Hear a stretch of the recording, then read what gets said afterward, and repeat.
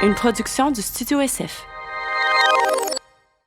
What's up tout le monde, bienvenue au Dans l'Enclave Podcast, le podcast 100% hockey qui permet de propulser ta game à un autre niveau. Cette semaine, on a reçu Olivier Gervais qui est un gardien de but et un coach de goaler. Yes, on a parlé de son parcours en tant qu'athlète, son parcours professionnel, qu'est-ce qui a parti Paramount Hockey, tout ce qui englobe ça, le concours de shootout Make Your Move, très très intéressant, très solide. On a parlé des gardiens de la Ligue nationale présentement, fait que Price, Vasilevski, etc.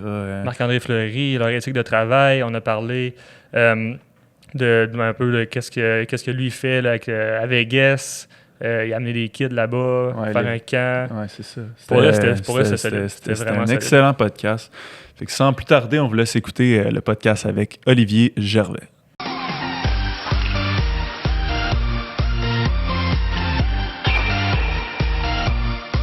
C'est parti, man. Merci d'être ici.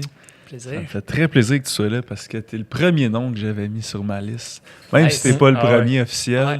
C'était quand j'ai pensé à ça pour la première fois, j'étais comme ouais, Oli, il faut que je le reçoive. Parfait. Là, que tu sois là, je trouve bien ça content d'être là. Quand on s'était rencontrés au Starbucks, première affaire, Olivier Gervais.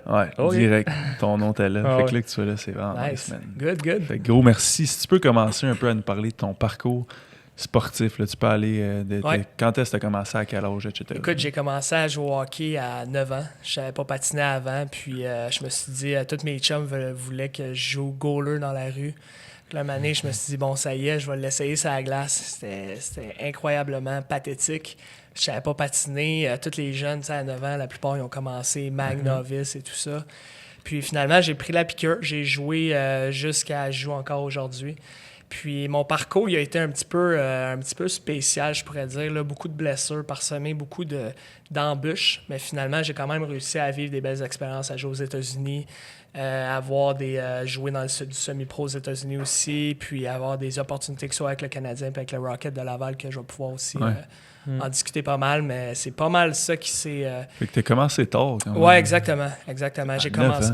Je suis surpris. Là, justement, des fois, il y a des jeunes, je vois, à 4 ans, sont déjà sur la glace avec des coachs de skills et tout ça. Là, c'est incroyable. Mais non, à 9 ans, puis j'ai pris la piqûre, puis je te dirais que mes premiers vrais entraînements puis contacts avec le bon... du hockey de bon niveau, là, ça a été pas avant Bantam. Avant j'ai tout le temps joué dans du simple lettre. Puis oui, la deuxième année, j'ai joué du 2 lettres.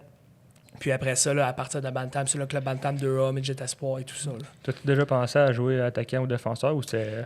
Jamais, man. Jamais. Tu sais, dans la rue, quand je joue hockey, tu sais, hockey ball, tout ça, j'adore, je déteste être gardien de but, même si mes chums voulaient que je le sois. Mais non, sur la glace, j'ai jamais pensé. Je sais que j'aurais été bon.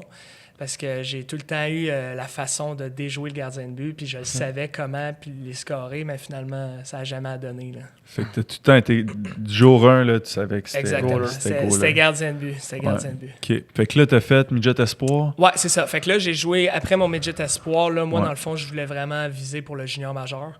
Puis cette année-là, j'ai fait un choix. J'ai été au Midget 3 à Québec, puis j'ai été retranché ici pour des raisons scolaires du Midget 3 de la région. Fait que j'ai été faire mon camp Midget 3 à Québec, puis un certain Patrick Roy, que c'est lui qui est venu me voir à la fin du camp, puis il m'a dit « Écoute, ça a super bien été et tout, mais finalement, ça passera pas pour cette année. » Puis ils ont pris 2 gars de la région que je comprends très bien, dont un qui est devenu un de mes très bons chums, Maxime Lagacé, qui a goalé pour Las Vegas l'année dernière. Là, il vient de signer un contrat à 2 volets dans le fond, dans la Ligue américaine, puis East Coast avec Boston. OK. Puis non, c'est ça. Fait que ça a super été une belle expérience d'aller à Québec. Finalement, je suis revenu ici. J'ai joué dans du Midget 2A, ben normal. Là. C'était pas du gros calibre tant que ça, là, passer du Midget 3 à Midget 2A. Puis mais je me suis dit, je vais pas lâcher, puis je vais pousser au maximum, m'entraîner fort. Puis là, par la suite, j'ai joué dans un programme Prep School qui s'appelle Ulysse. Ça, c'est un programme, eux autres, c'était du Travel Team. Puis ça m'a permis de me faire voir. J'ai aussi été au camp des Tigres de Victoriaville dans la Ligue junior majeure par la suite. Puis là, c'est là que j'ai décidé de faire mon chemin plus aux États-Unis, vu que le programme Prep School m'a vraiment ouvert les yeux pour les programmes américains, que ce soit les universités, le junior, toutes les développer, puis la suite qu'il y avait. Puis j'ai décidé d'aller jouer justement là, aux États-Unis par la suite, de finir ma carrière junior là-bas. J'ai joué en Californie, puis j'ai joué au Texas. Puis, non, c'est ça, je me suis quand même pas mal promené. Avant ça, j'ai joué un petit peu collégial. Puis c'est là que j'ai vu que non, je veux vraiment aller jouer l'autre bord. Fait que je suis allé. Ça a été tough parce que beaucoup de blessures. J'ai eu 2 grosses blessures ces années-là. Une que c'était pour mes chevilles. J'ai eu les 2 chevilles, des bonnes entorses, mais qui ont duré une 3 mois puis une 6 mois. Puis aussi commotion cérébrale. Fait que ça a été super difficile. Fait que j'ai pas joué beaucoup de matchs, mais juste de vivre l'expérience, j'étais là-bas, de se faire voir par des scouts NHL, voir les gars dans les estrades, puis venir te parler. J'ai eu la chance de parler à plusieurs équipes qui étaient intéressées. Fait que c'est un parcours que je me suis dit au début, c'est impossible. Puis finalement, quand tu es si près, c'est là que c'est super cool de voir qu'est-ce qu'il y en est. Là. Ouais, fait que tu as des scouts de la NHL qui sont venus te parler. Ouais, de ça? exactement. Okay. Exactement. Ça, c'est quand j'étais justement aux États-Unis. Puis qu'est-ce qui est cool, tu vois aussi les gars, tes coéquipiers qui ont signé des contrats Ligue américaine, là, qui jouent en Europe et tout ça aujourd'hui même. Puis, fait que c'est ça. Ça a été junior. Par la suite, j'ai été faire un showcase. Dans le fond, les showcases, là, c'est plusieurs joueurs là, qui veulent aller jouer NCAA et college. Ils vont là, ils se regroupent, ils font des équipes. Puis on peut se faire voir par plusieurs équipes justement de haut niveau. Puis un moment donné, j'ai un scout des Flames de Calgary dans le temps. Là, je pense qu'il est rendu à Vancouver. Un vieux monsieur, puis il a adoré mon style. Puis là, il m'a dit « T'as quel âge? Qu'est-ce qui se passe avec toi? Qu'est-ce que tu fais? C'est quoi tes plans? » Puis là, j'avais 19-20 ans. Là, il m'a dit, tu sais, pour le college, NCAA, Division 1, ça va être pas mal difficile. Mais je pourrais te placer dans une bonne école Division 3. Fait que là, on a fait les démarches, j'ai fait les applications scolaires dans 3 écoles. Puis finalement, c'est dans le Southern Maine University que j'ai déposé mon choix. Puis j'ai été accepté. J'ai une bourse, pas pour l'athlétique, vu qu'il n'y en a pas dans le Division 3. C'était une bourse pour académique, j'ai les bonnes notes. Puis par la suite, une autre blessure à la cheville au mois d'août après mon entraînement. Fait que là, j'ai pas mal mis ce côté-là, projet de côté. Là. Fait que là, t'es revenu ici après. Exactement, man. Je suis revenu au Québec, puis c'est là que ça a été plus difficile mentalement, de faire la transition. Bon, qu'est-ce que je fais? Ouais, c'est ça, parce que toi, c'était hockey. Ben, c'est ça, 100%. Exactement. Moi, ma vie, j'ai dédié de 100% au hockey. C'était ça que je voulais faire. Je me voyais pas faire d'autre chose dans la vie que de travailler dans le domaine du hockey, d'être gardien de but là, au plus haut niveau, que ce soit en Europe, que ce soit aux États-Unis, dans la Ligue nationale, bien sûr. Fait que non, ça a été difficile. Surtout là, après, j'ai envoyé, je vous dirais, là, peut-être 3000 emails en Europe, un peu partout pour avoir des opportunités. Oui, j'ai eu des appels, j'ai eu des trucs, mais tu sais, c'était pas tout le temps intéressant. Fait que j'ai décidé d'aller à l'université. Puis là tu sais, je suis très fier de dire que j'ai fini mon bac en business à l'université de l'UQAM. Puis au moins, j'ai ça dans ma poche. Fait que ça, c'est fait. Puis, mais là, le hockey, ça s'est pas fini là. J'ai eu des opportunités. Là, j'ai été à New York une année. Dans le fond, c'est du professionnel en dessous de la Ligue East Coast. Okay. C'est un petit peu moins fort, mais tu sais, c'est des gars qui veulent continuer à jouer du bon hockey, qui sortent justement du NCAA Division 3. T'as des gars de l'Europe. Puis j'ai été là-bas. Finalement, je me suis encore blessé. Fait que j'ai pas joué une game. Je suis revenu. C'est là que j'ai pris plus de cours. J'ai fini mon bac. Puis l'année d'après, ils ont créé une équipe à Cornwall, en Ontario, de la même ligue. Puis là, j'ai dit, ça y est, là, je vais bien y aller. Comme de fait, ma blessure n'était pas réglée. Fait que j'ai précipité. Ouais. Fait que ça a été difficile. Fait que j'ai joué une coupe de game. Puis là, après ça, là, j'ai dit, that's it, c'est fini. Pour ma remise en forme après Noël, j'ai des gars qui m'ont demandé d'aller jouer dans une ligue de garage. C'était tous des anciens pros. Sébastien Bordelot, André Roy, Patrice Brisebois. Des gars de même. Puis un que ça a vraiment cliqué, c'était Sébastien Bordelot, que lui, dans le temps, était skills coach pour le Canadien de Montréal. Ouais. Puis on avait du fun tout. J'ai parlé un peu de ma carrière, de mes plans et tout ça. Puis l'été, il m'a emmené, lui, il entraîne des joueurs encore de très haut niveau, là, Chris Letang, puis tous ces gars-là, sur la glace. Puis il m'a demandé, viens sur la glace avec nous. Puis là, depuis ce temps-là, chaque été, je fais leurs pratiques. Je fais aussi les pratiques avec un groupe à Boisbriand. Tu as des gars, Antoine Roussel, Jason Pomainville, tous les nouveaux aussi, Lafrenière, les Garés, tout ça, mais aussi beaucoup de bons joueurs établis dans la Ligue nationale, les gardiens, Jonathan Bernier et tout. Puis, fait que non, au moins, je me suis gardé le pied là-dedans. Puis c'est super cool là, de ce côté-là. C'est une belle expérience. Hein? C'est hot dans ta barouette. Mais dirais-tu que c'est les blessures qui t'ont pas fuck up un peu, mais qui fait que tu t'es pas rendu au plus haut niveau? Ouais, je te dirais, écoute, il arrive jamais rien pour rien dans la vie, là. Ça, c'est vraiment une de mes phrases préférées, mais je crois que les blessures m'ont vraiment empêché d'avancer, parce que moi, j'étais un gars vraiment, là, quand je suis motivé à faire de quoi, je le fais. Puis dans ma tête, je savais où je m'en allais. Fait que, j'ai été me chercher un excellent entraîneur là, dans le coin dans ma région, là, Marc-André Wilson, Amyologique. Je m'entraînais dans mon groupe, j'avais des gars comme Zach Foucalé, Étienne Marcoux, Xavier Ouellet, tous ces gars-là. Puis je me suis dit, regarde, je vais payer mon entraînement à chaque matin, je vais m'entraîner avec eux. Ça à glace, j'allais avec des meilleurs coachs. Puis des gars comme Marco Marciano qui sont rendus maintenant au Laval, au Rocket de Laval. Mais en même temps, comme je dis, il n'est jamais arrivé rien pour rien parce que là, des gars comme Marco, maintenant, quand il manque des goalers dans les pratiques des Rockets, c'est moi qui y va. C'est ça. Fait que c'est toutes des affaires de même encore aujourd'hui à 26 ans. Pas que je vis le rêve, mais c'est cool d'être dans une chambre et tu as des gars d'expérience, des gars comme juste assis à côté de toi, qu'eux autres, ils vivent de ça. Tu as un Charlie Lindgren à côté, que lui, il a joué dans la Ligue nationale, puis il fait l'aller-retour. Ouais. Puis des gars, comme tantôt je disais, Sébastien Bordelot, lui, me permet même d'aller pratiquer. Il y a un matin qui m'appelle, il me dit « Hey, qu'est-ce que tu fais? » « Oh, je m'en vais au gym. » C'était à 9h, à peu près 9h45, 10h, puis moi, j'habite dans le coin de Laval. Il me dit « Ah, ben, viens-t'en à Brossard. » Brossard? Je dis « Ouais, tu s'en viens sur la glace avec les gars du Canadien, puis tout. » Fait que c'est ça que c'est des super belles expériences. Recevoir des shots de Max Pacioretty dans le temps, Shea Weber, tout ça, c'est là que tu fais comme OK, puis je suis capable encore. Là, ça a super bien été, tellement qu'ils m'ont rappelé une couple de jours aussi. Fait que, puis ça l'a éventuellement amené à que maintenant, des fois, je suis emergency backup pour le Canadien. Fait que si les deux se blessent, c'est toi qui rentres? Exactement. C'est arrivé une fois que Bobrovski s'est fait rentrer dedans solide. Il se prenait le genou, puis moi, j'étais en haut dans sa passerelle. Mon stock, dans le fond, il est en bas, une chambre à côté des gars des deux équipes, dans le fond. Puis là, je regardais Bobrovski, j'essayais. Je m'en vais m'habiller, puis finalement, il s'est relevé, puis c'est jamais arrivé. T'es emergency pour les deux équipes. Centre Bell. Exactement. La Ligue nationale, il oblige les équipes locales d'avoir un gars au cas où. Normalement, le Canadien, ils prennent souvent des gars universitaires, des gars de McGill, des gars de Concordia, parce qu'il faut qu'ils soient dans un périmètre quand même rapide. Mais c'est ça, avec les contacts puis tout ça, là, j'ai réussi à me faufiler dans leur liste. Puis quand ils ont besoin, là, ils sont vraiment dans le besoin. C'est là qu'ils vont m'appeler, ils vont me texter. Des fois, de dernière minute, il y a un année, j'étais à l'école, là, à l'UQAM, justement, puis je reçois un texte, il était comme 4 heures. Moi, il faut que je prenne le train jusqu'à Laval. Ramasse ton stock. Puis... exactement. Il dit à 5h30, il faut que tu sois au Centre Bell. C'est le temps de sortir de ma classe, courir, prendre mon stock, être dans le trafic un peu pour me rendre au métro. Après ça, prendre le métro, partir au Centre Bell. Puis non, c'est rough. Puis surtout, tu sais, un moment donné, justement, j'ai pris le métro avec mon stock. Le monde me regardait. Qu'est-ce qu'il fait, lui? Je marchais jusqu'au Centre Bell. Fait que, tu sais, c'est des affaires de même. Mais c'est des belles expériences. Puis je suis très choyé. Tu dois pas espérer, mais tu dois dire ça serait le fun dans ta barouette. Tu souhaites jamais le malheur des uns, mais tu sais, un moment donné, le malheur... C'est déjà arrivé. C'est comme à Chicago. À Chicago, c'est exactement ça que j'avais en tête. L'année passée, je pense. Ouais, il a gaulé en troisième période. Là, c'était... Puis ils ont gagné. Ouais, puis je pense qu'il a fait comme 12 arrêts. Je m'en sais plus, là, mais il a fait de quoi de même. Blanchage. Puis... Ben, c'est le fun, ils font des cartes de hockey sur lui maintenant. C'est ça. Fait que, non, c'est trippant au bout. Ah, c'est vrai, hein, je savais pas ça. Yes. Division 3, tu comparais ça avec quel niveau, mettons, ici? Écoute, les comparaisons, je te dirais que c'est tellement difficile à faire. Il y en a beaucoup, des fois, ils vont comparer, la USHL, c'est le junior majeur, le junior A, c'est le junior 3. Tu sais, tes affaires, oui, il y a des comparaisons qui sont faciles à faire.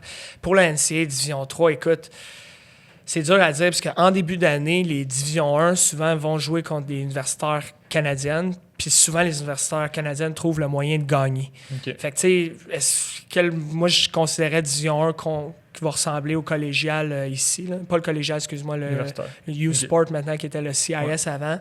La Division 3, je te dirais que c'est un peu moins fort. C'est sûr que tu as des très bonnes équipes, des très bons joueurs, des bons développements et tout. Les top Division 3 pourraient jouer facilement milieu, mettons, de peloton là, dans la Division 1. Fait que calibre, c'est sûr que c'est ça. Puis il y a des écoles que c'est vraiment pas fort, puis il y a des écoles que c'est vraiment la crème de la crème. Comme même moi, quand le scout le recruteur des Flames de Calgary m'a demandé, il me dit, tu sais, je vais te regarder à chaque game. Là. Fait, vu que lui habitait proche de cette université-là, fait que veux pas, j'aurais eu un scout de la NHL qui vient voir mes games NCAA Division 3, donc il considère quand même, puis par la suite, j'aurais peut-être pu avoir une carrière dans East Coast. Là, tu essaies de monter dans la Ligue américaine. Là, bang, comme Max Lagacé, justement, à Vegas, il se passe de quoi, mais là, c'est toi qui montes en haut. Là. C'est ça. Quand est-ce que, mettons, t'as pas compris, mais que tu t'es dit, ça marchera pas, mon rêve, mettons, d'aller dans la Ligue nationale ou AHL? Je vais être honnête avec toi, je vais jamais l'enlever de ma tête, sauf que là, je pense qu'il est rendu différent. c'est là qu'on peut un peu switcher aussi la conversation quand ça en va. C'est là que je me suis dit, je veux œuvrer dans le domaine du hockey. Puis j'ai tellement à donner de mes expériences, que ce soit positives ou négatives. Tout a été constructif pour moi. Donc, est-ce que la Ligue nationale est impossible en tant que gardien? Oui, on va être honnête. Là. Mais est-ce que la Ligue nationale est impossible en tant qu'autre acteur? Je pense que là, c'est là qu'on peut peut-être viser. Ouais. Fait que là, ce qui m'amène à me dire qu'est-ce que tu as créé, puis pourquoi tu as créé. C'est quoi Paramount Hockey, probablement, pour ceux qui savent aucunement c'est quoi? OK, dans le fond, j'ai créé Paramount Hockey il y a environ 4 ans. Puis au début, c'était juste un projet de ressources. J'étais dans le coin de New York, justement, puis je jouais pas, j'étais blessé, fait que j'avais mon ordi, puis à un moment donné, je me disais, OK, ça va faire là, être dans les estrades, puis regarder des gars pratiquer, puis des affaires dans même. Fait que j'ai pris mon ordi, je me suis dit, je veux créer des ressources pour aider les jeunes, que ce soit autant de trouver les courriels des scouts, trouver, mettons, c'est quoi les ligues dans le monde. Il y a beaucoup de monde qui n'était pas au courant qu'il y avait des ligues en Asie, qu'il y avait des ligues au Kazakhstan, puis des trucs de même. Donc, je l'ai créé une ressource, puis en même temps, faire des blogs, faire des vidéos, aider l'équipement, ça. Fait que, le projet Paramount Hockey, au début, c'était juste un projet de référence, comme un genre de Wikipédia hockey. Puis, je travaillais là-dessus, puis un moment donné, je me suis dit, OK, ça va pas être viable. La seule façon de faire de l'argent ou de pouvoir vivre avec ça, c'était vraiment la publicité. Puis, il y en a tellement là, de trucs de hockey comme ça. Bien, il n'y avait pas des trucs de hockey comme ça auparavant, mais je veux dire, c'est difficile de percer dans ce genre de domaine-là. Puis, au bout de la ligne, ça ne m'intéressait pas tant que ça. Puis moi, dans le fond, une des seuls jobs que j'ai eu dans ma vie depuis que j'ai 15 ans, je coach. J'entraîne. Je me rappelle, moi, je jouais, puis tu coachais mes goalers. Exactement, le petit Alex qui est rendu un de mes coachs, justement. Puis, non, c'est ça. Fait que j'ai tout le temps eu la piqûre pour ça depuis que j'ai 15 ans. À 15 ans, j'ai eu mon première rémunération, là, que j'étais payé pour faire ça. Mais avant ça, là, à 10-11 ans, je coachais du monde dans ma cour. Là. Mon père faisait une glace, puis j'amenais du monde, ils venaient, je leur montrais c'était quoi un T-push, une glissade, puis tout ça. Fait que, ça a commencé jeune, puis là, par la suite, là, quand, mettons, 15 ans, j'ai commencé à travailler pour une entreprise là, à Guimont. Ouais. Puis, la piqûre s'est faite là. Fait que quand j'ai vu que tout le système, le projet de référence n'était peut-être pas la bonne avenue, c'est là que je me suis dit pourquoi pas mettre mon coaching que je faisais, continuer à le faire, le mettre sur ce nom-là. Parce que je coachais pour d'autres écoles, je coachais pour d'autres mondes. Puis tout le monde m'a dit pars tes affaires. Puis à un moment donné, j'ai créé le lien entre les deux. Puis j'ai créé Paramount Hockey, la division plus coaching, qu'on l'appelle le Team Perfo. Puis, mais Paramount Hockey, c'est surtout ça. Par la suite, là, qu'est-ce qui est arrivé? On a créé aussi là, un événement. Ouais. L'événement Make Your Move. Peut-être que vous êtes au courant. Oui, certain. Okay. Vous l'avez fait, non? Non, pas encore. L'année prochaine, c'est sûr qu'on le fait. J'espère. Là. Avec un team dans l'enclave. Ben, ce serait pas pire. On a des chandails, on est correct. Puis, tu sais, vu qu'il y a beaucoup de pros là-bas, puis peut-être faire un podcast pendant. Bon, ben, c'est vendu. Et voilà, je vous envoie la date. Mais non, fait que c'est ça. Un moment donné, un de mes chums voulait faire un événement avec Joey Berdo, puis Xavier Ouellette. Dans le fond, mon chum Maxime Saint-Michel qui travaille chez Bauer. Puis là, on s'est dit, non, il faut faire de quoi de différent. On peut pas se fier sur des gars, imagine, qui choke ou qui viennent pas à l'événement. Fait qu'on a carrément créé un concept qui s'était jamais vu sur la glace auparavant. Puis on s'est dit, hey, tout le monde tripe des shootouts. Il n'y a personne qui n'aime pas des shootouts à part les goalers quand ils sont tannés. Là. Mais moi, personnellement, comme goaler, j'adore ça. Ouais, j'entends tout le temps plein de monde. Les goalers, il y a ça. Surtout les chats quand ça s'en va en shootout. Peut-être dans les pratiques. Là. Les joueurs sont caves des fois. Là. Ils font chier les goalers. Non, le goaler est tout seul dans son net, puis nous autres, on est tous à la ligne rouge, puis on se parle. Ouais, non, c'est vrai. Puis à la fin, t'es brûlé, là, t'as les jambes, ça finit-tu à la pratique. Puis c'est tout le temps en fin de pratique, hein, t'as travaillé. C'est vrai. Mais tu sais, il y a des gars, tu sais, justement, j'en parlais avec Marc-André Fleury, là, tu sais, aussi, j'ai eu la chance de pratiquer avec, puis je parlais de mon tournoi, puis il capotait. Lui, c'est le genre de gars, il dit, hey, Colin, je triple, là, j'aimerais ça faire de quoi de même. Là. Ça se voit. Lui, ça se voit qu'il y a du fun. Ben oui. Au match des étoiles, il fait des stepettes. Puis il sourit, puis à droite, à gauche. Mais il a de l'air tellement d'un bon vivant, ce gars-là. Vraiment. Lui, là, on pourrait en parler longtemps, là, mais moi, c'était un de mes idoles, puis d'avoir la chance d'être sur la glace avec, puis voir son éthique de travail, surtout, c'est incroyable. Oui, c'est cool sa prestance, c'est cool qu'il y ait un stock des Golden Knights ou de Pittsburgh dans le temps, mais de voir le gars sourire, s'entraîner, suer, puis tu sais que son cardio, son cœur doit être à 200 000 à l'heure, parce que toi, tu sais que le tien, il l'est. Imagine lui aussi. Fait que non, c'est tout un athlète. Puis il est drôle, là, tu fais tout le temps des niaiseries. Cette semaine, il a pogné le bâton. C'est ça, ça avait brassé, pogné un bâton du San José dans la foule. Ouais. Mais tu sais, le gars, il a du fun, là, puis c'est ça, mais tu sais, make your move, c'est ça. C'est pour les goalers, c'est ça le plus dur à trouver aussi, un goaler quand le monde dit « Hey, j'ai une équipe, ça te tente-tu de venir jouer comme gardien de but? Ouais, tu vas avoir 40 shootouts par game. Ah, OK. Et finalement, ma blonde, elle m'a invité à un souper, fait que je peux pas venir. T'sais, on a eu beaucoup d'affaires de même. Fait que si on a parti la première année à Saint-Roch-la-Chigan, on était, je pense, 30 équipes. Il fallait convaincre le monde de venir. S'il te plaît, viens, là, s'il te plaît, pour prouver notre concept. On l'a fait 2 ans là-bas. Après, on l'a fait à... Là, cette année, là, ça fait 2 ans que vous le faites? 4 ans. Fait que ça fait 2 ans que vous le faites à Beaubriand. Ouais. Je savais même pas que ça La première année, je pense, c'était dans ma première année de bac. Ah ouais, ça se peut. On checkait avec une couple de gars faire une équipe, on n'avait pas de goaler. Encore. Et voilà.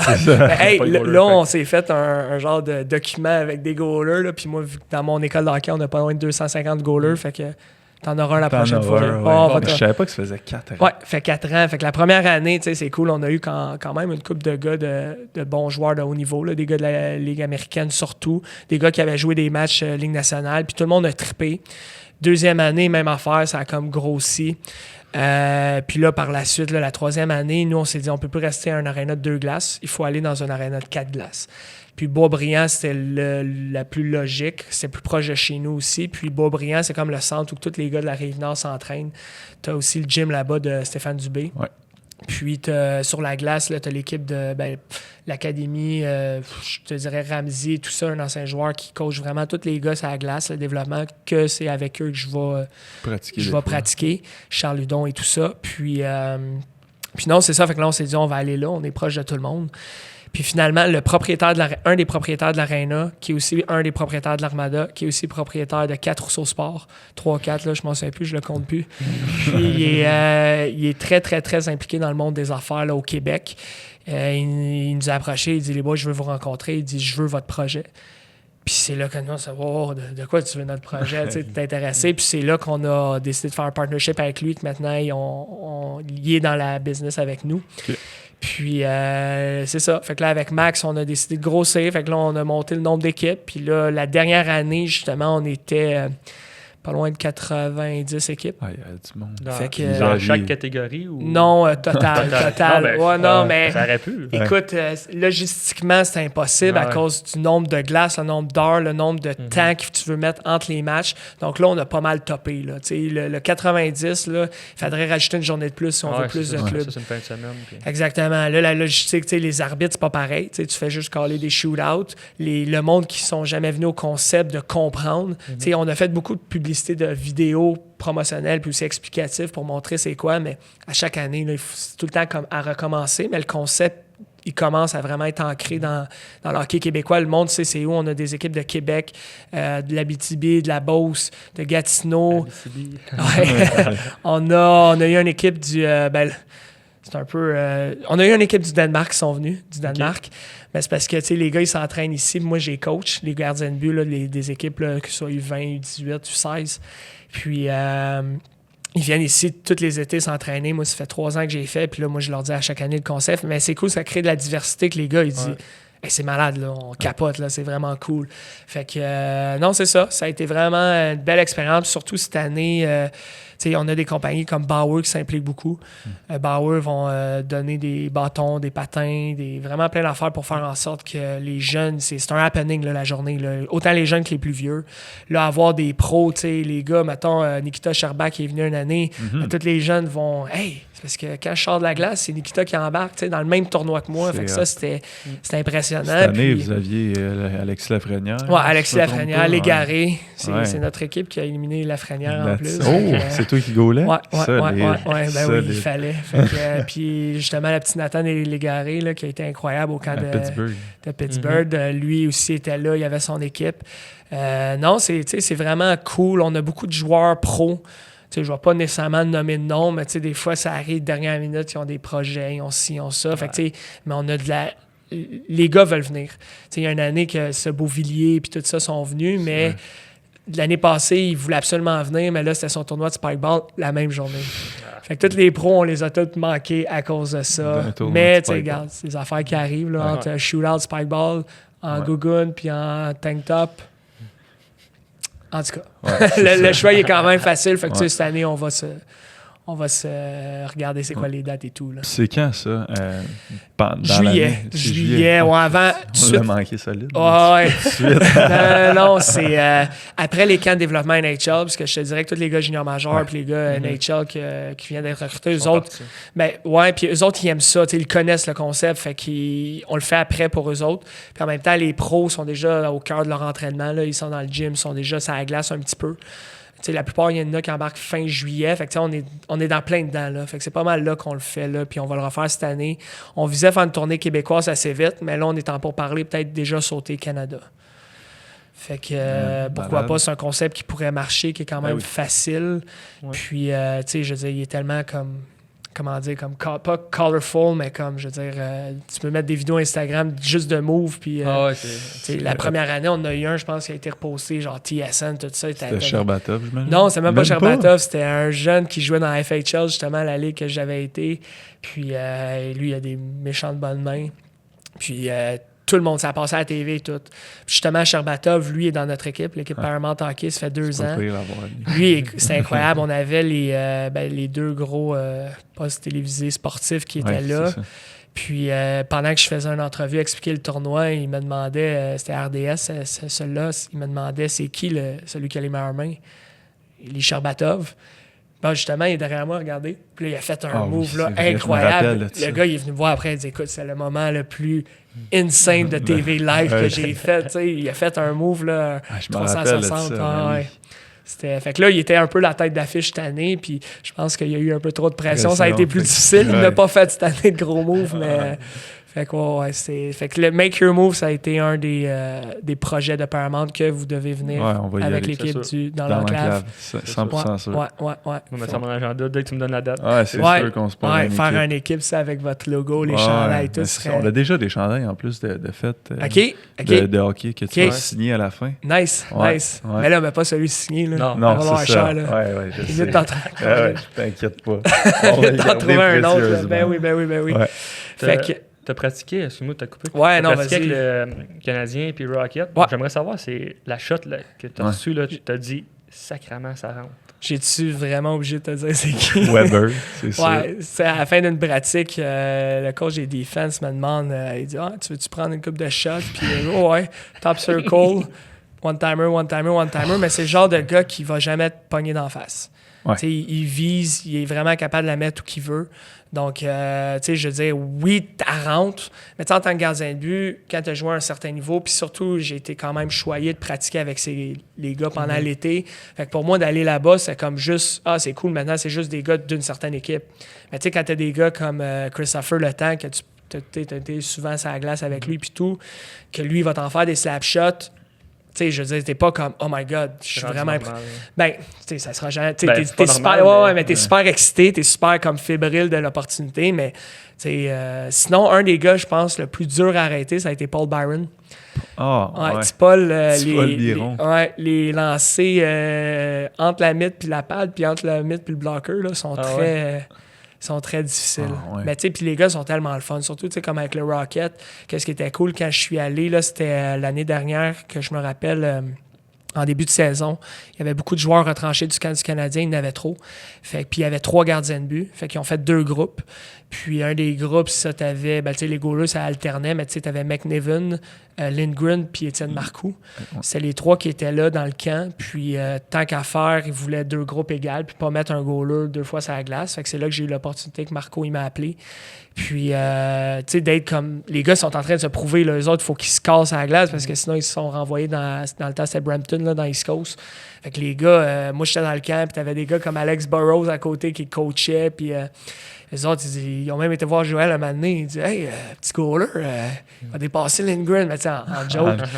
Fait que, tu sais, c'était voir l'intensité des gars, c'était vraiment cool. Puis là-dedans, un moment donné, je regardais même pas c'était qui shotait. J'étais comme « Arrête-les toutes. » Ouais, c'est ça. Arrête-les toutes. Amène-la. Amène-la, that's it. Fait que Weber, ça serait Weber. La plus... Drouin, étais-tu là? Drouin, non. J'ai pas été... J'ai été sur la glace curieux, avec lui dans du 3 contre 3 à Guimont. C'est main, lui?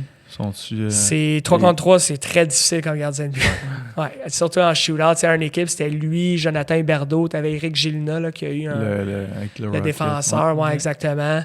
Puis il y a des gars comme LP Lacroix d'Occupation Double. Tu sais, cette gang-là, eux autres, c'est une gang de chums, puis ils jouaient 3 contre 3. Puis des fois, Drouin venait jouer, puis lui, il est quand même des très bonnes mains. Lui, il a de l'air... S'il y avait le cœur de Crosby, il serait... du talent à finir, il serait dans les top de la Ligue nationale. C'est 100% sûr. Ouais. Malgré, tu sais, oui, il y en a qui vont dire le physique, mais ce gars-là, il a tellement de talent. Ça n'a pas de sens. Que, mais tu sais, je veux dire, des fois, c'est être à la bonne place au bon moment. Est-ce que ça l'est, ça l'est pas? Je pense on va pas en discuter trop longtemps, mais on pourrait. Là. Ouais. Moi, je connais pas grand-chose au goaler. Ouais. C'est quoi qui fait qu'un goaler est... Mettons si on prend Vasilevski, Price, qu'est-ce qui font que ces goalers-là sont numéro 1 puis de loin par rapport à un Keith Kincaid, mettons? C'est quoi la différence? Ben, écoute, dans la Ligue nationale, on prend les 30 meilleurs au monde. Ouais. Les 60 meilleurs au monde. Ouais. Mais les premiers, c'est les 30 meilleurs. Fait que, tu sais, la ligne est fine, là, je veux dire, entre un gardien de but numéro 1 et un gardien de but numéro 2, je veux dire, tous les gars, ils arrêtent le puck. Tous les gars sont square, tous les gars sont très bons, du talent, incroyable. La différence, selon moi, là, c'est vraiment que, tu sais, le numéro 1, des fois, oui, l'expérience compte beaucoup. Fait que, tu sais, c'est rare qu'on voit un gardien de but. On a parlé de Marc-André Fleury tantôt. Un gars comme Marc-André Fleury, il a été drafté, même si c'était first overall, contrairement à un joueur que tu vas tout de suite jouer, lui, tu sais, il a fait des up and down. Tu sais, il était en Ligue américaine, il est retourné au Cap-Breton. Fait que, tu sais, c'est tout de prendre ce bagage d'expérience à l'international aussi, quand les gars font des tournois, que là, ils arrivent dans la Ligue nationale, un moment donné, tu prends ta confiance, tu sais que c'est ta place. Ton directeur général t'a comme donné ce vote de confiance-là, c'est certain que ça l'aide beaucoup.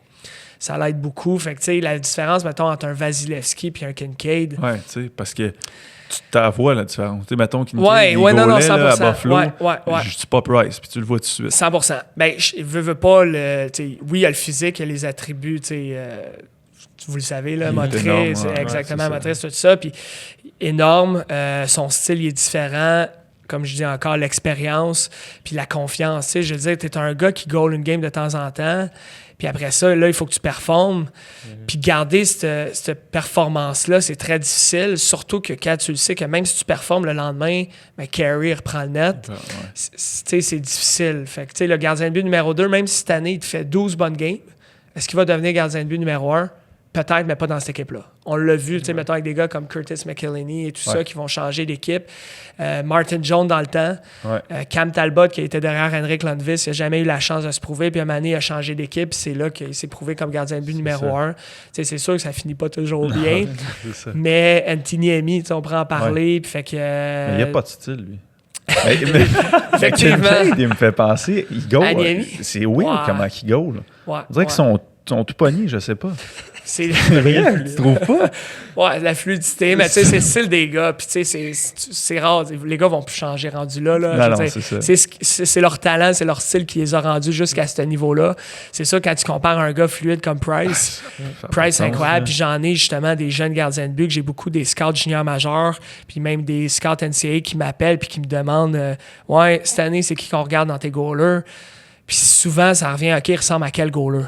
Puis moi, j'en ai une couple qui goal pareil que Price. Là. Je pourrais te montrer une vidéo, tu dis, OK, il est fluide comme lui, à la même shape, tout ça. Fait que, tu sais, c'est toutes des petites affaires de même, mais les recruteurs recherchent ça, puis c'est normal, là. Tu sais, mettons, toi, vous faites un podcast, puis, mettons, le meilleur au monde qui fait le podcast, c'est qui? Tu le trouves, qu'est-ce qui fait de différent? C'est la même affaire, le goaler. Tu sais que Price est le meilleur au monde, mais les gars vont essayer d'imiter ça. Mais quand tu es déjà dans la Ligue nationale, là, Kincaid ne va pas imiter Price. Là. Puis Stephen Wade, ça serait malhonnête de sa part d'essayer de répliquer ce qu'il fait comme à Price Goal à un gars comme Kincaid ou Niemi dans le temps. Mais les deux, je trouve que le style il est identique. Mais Niemi, c'est pas, il avait juste l'air d'une grosse patate. Pour vrai, ouais. Il l'arrêtait. Il a fait des bonnes games. Il a fait des super bons matchs. C'est quand même sa job là, de l'arrêter, fait qu'il l'arrêtait. J'étais comme, voyons, tabarouette. Imagine l'éthique de travail aussi hors glace doit... payer beaucoup. Ben, justement, tu connais bien ça, c'est ton domaine, là, mais tu sais, puis moi, c'est une autre affaire, tu sais, je vous ai pas dit plus tôt, quand j'ai fait Paramount Hockey, je voulais justement créer une école de vie. Mon but, oui, c'est une école de hockey maintenant. Comme je disais, on est 250 goalers par année à peu près. On est impliqué dans 13 programmes scolaires civile et un peu partout. Fait que, on envoie des goalers, là, mais nous, numéro 1, c'est vraiment l'humain. T'sais, si on est capable de créer des bonnes personnes qui vont avoir une bonne éthique de travail, puis l'éthique de travail, on le voit autant que quand ils vont aller travailler plus tard. C'est pas tous les gars qui vont jouer pro, mais c'est tous les gars qui vont travailler plus tard. C'est toutes les filles qui vont travailler plus tard, puis c'est tous les gars ou les filles, la plupart qui vont avoir des enfants plus tard, qui vont inculquer ces valeurs-là. Fait que nous, notre mission, notre vision, quand j'ai créé Paramount Hockey, ça a été vraiment de ce côté-là pour nos gardiens de but. Leur apprendre la technique, c'est sûr. Je continue à me former. Je suis allé en Finlande, je suis allé à Nashville avec des coachs de goalers NHL de partout. Puis Nashville, c'était cool. Tu avais le coach de Saint-Louis l'année avant qu'il gagne. Fait que, tu sais, d'apprendre des gars de même. Puis le pire dans tout ça, c'est ces gars-là d'apprendre de nous autres. On était à peu près une centaine de coachs. Puis ils n'ont pas de prétention. Là. C'est pas parce que, par exemple, moi, j'ai 10 ans d'expérience puis je ne coach pas dans le pro que je peux pas leur amener des beaux petits trucs parce que j'étudie la game autant que les autres et mes collègues aussi. Ben, j'ai mes collègues, mais je veux dire les autres coachs de gardiens de but. Puis c'est quelque chose que j'ai vraiment là, adoré là-bas d'apprendre. Mais c'est ça. Fait que, tu sais, moi, j'ai décidé de créer cette école-là pour aider nos jeunes, créer des familles, créer des expériences de vie. On a été à Las Vegas récemment. On a amené 12 Québécois à Las Vegas pour faire un camp de gardien de but dans le désert. Fleury, il est venu. Ouais, ça a été la cerise sur le Sunday. Il est venu à la fin, mais c'était même pas le point clé du camp.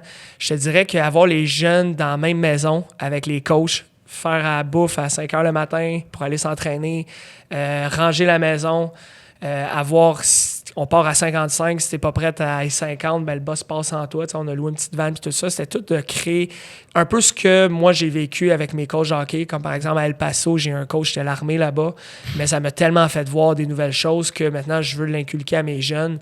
Puis ça va les aider. T'arrives pas en retard à ta job, arrive pas en retard à l'école, fais tes devoirs, fais tes affaires. Ouais. Oui, tu sais, tu peux un peu dévier tout le temps, là, mais nous, tant qu'on monte la bonne base, d'être poli, serrer la main, regarder dans les yeux, quand quelqu'un te serre la main, lève-toi debout, toutes des affaires de même, c'est ça qu'on fait, nous autres. Ouais. Puis après, on coach des goalers. Ouais. Fait que c'est cool, ça glace, ça va bien, la technologie, les iPads, les ci, les ça, mais c'est pas capable d'être une bonne personne. À 80 ans, le hockey devient juste un souvenir. Mais la personne que t'es devenue, c'est ancré en toi. Parce qu'au bout de la ligne, t'as bien beau, mettons, t'entraîner cet été-là, puis faire tout bien, mais si t'as pas une bonne éthique de travail, tu reproduiras pas. Fait que ça va finir que même si t'avais le meilleur talent au monde, à 15 ans, ben, à 17 ans, tu peux flopper, puis l'autre qui était ton deuxième goaler devient... Ben, on l'a vu. On l'a vu. Je veux vraiment pas nommer de nom, puis c'est plate. C'est arrivé un Québécois récemment, mais c'est un gars qui a tellement de talent, puis là, le gars, il est rendu en Ligue américaine quand il devrait être numéro 1 dans la Ligue nationale. Est-ce que c'est une question d'attitude? Est-ce que c'est une question d'éthique de travail? Ça se peut. J'essaie de le trouver. T'as-tu une idée? Ouais, non, je suis pas là pour faire le procès de personne, là. Mais tu sais, on le voit partout, puis même au calibre junior, des fois, j'ai des goalers qui sont coupés du junior majeur, ils viennent me revoir quasiment en pleurant. Je voulais tellement jouer là, je me suis entraîné fort, j'ai mis toutes mes énergies. Ouais, as-tu mis à la bonne place, tes énergies? Ouais. T'es-tu arrivé sharp à l'aréna? Est-ce que tu dormais bien? Ou là, t'es dans un camp, t'es avec des 16, 17 ans, 18 ans qui commencent à faire des affaires différentes de toi. Est-ce que t'es rentré dans leur moule ou tu t'es dit non, moi, je suis en mission? Fait que, tu sais, quand c'est le temps de s'amuser, amuse-toi. Quand c'est le temps de travailler puis de tout ça, fais-le, là. Ouais. Tout ton objectif, ça serait-tu d'aller coach pro? On a parlé tantôt quand je disais peut-être se rendre à la Ligue nationale, mais c'est dur à dire parce qu'en ce moment même qu'on se parle, je te dirais non. Pour la simple et bonne raison, puis tu sais, j'ai eu déjà des pourparlers avec des équipes de plus haut niveau, mais l'affaire, c'est que tu te concentres sur 2-3 gardiens de but pendant ton 6, 7 mois, 8 mois de saison. Moi, ce que j'aime faire, c'est vraiment le développement, comme je venais d'expliquer là, développement de la personne, développlement du gardien de but. Tandis que si j'en veux une équipe, il me dit « Voici tes gardiens de but », le gars, il a une éthique de travail de marde. Puis là, c'est parce que toi, oui, tu peux le changer, mais c'est sa personne. Tandis que moi, quand je pogne des jeunes, puis c'est eux qui viennent s'entraîner à moi. Là. Dans le fond, dans une équipe, ils sont comme obligés d'être avec moi puisque l'équipe m'a engagé. Mais c'est ça. Dans ce concept-là, exactement, c'est eux qui font un choix de venir chez nous s'entraîner. Fait que je veux dire, gars, si moi ça marche pas avec toi, je vais-t'en. Ça ne marchera pas. Perds pas ton temps et ton argent. Ouais. Fait que c'est pour ça que la Ligue nationale, le professionnel, est-ce qu'il m'intéresse? Oui, j'y pense. Ça peut être cool. C'est un trip, le voyagement, être avec les boys, revivre ce que j'ai déjà vécu. Mais en ce moment, j'aime ça faire ce que je fais avec les écoles. Côtoyer les plus jeunes, côtoyer les gars qui me disent hey, « moi, l'année prochaine, c'est mon année de draft. qu'est-ce que je fais, comment je me prépare, ça, j'aime ça. Puis après, là, il est drafté ou whatever, il se passe de quoi, même des fois recevoir des textes, « Hey, tel scout est venu me parler, hey, j'ai une bonne game », c'est ça plus gratifiant puis qui est le fun. Là. Fait que de développer, dans le fond. Exactement. Parce qu'ils ont toujours dit que les meilleurs coachs, mettons, soit goalers ou entraîneurs, devraient coacher les jeunes et non coacher dans la NHL pour développer les joueurs comme du monde. Ouais. Dans la Ligue nationale, c'est rendu pas facile. C'est vraiment loin de facile, mais c'est parce qu'à un moment donné, t'as ton athlète. C'est parce que Carey, il a son salaire, là. C'est parce que s'il ne goal pas bien, il a une éthique de merde, puis il se fait dire, Stephen Wade s'en va voir en haut, du gars, ça marche pas. C'est parce que Carey a tout à perdre. Là.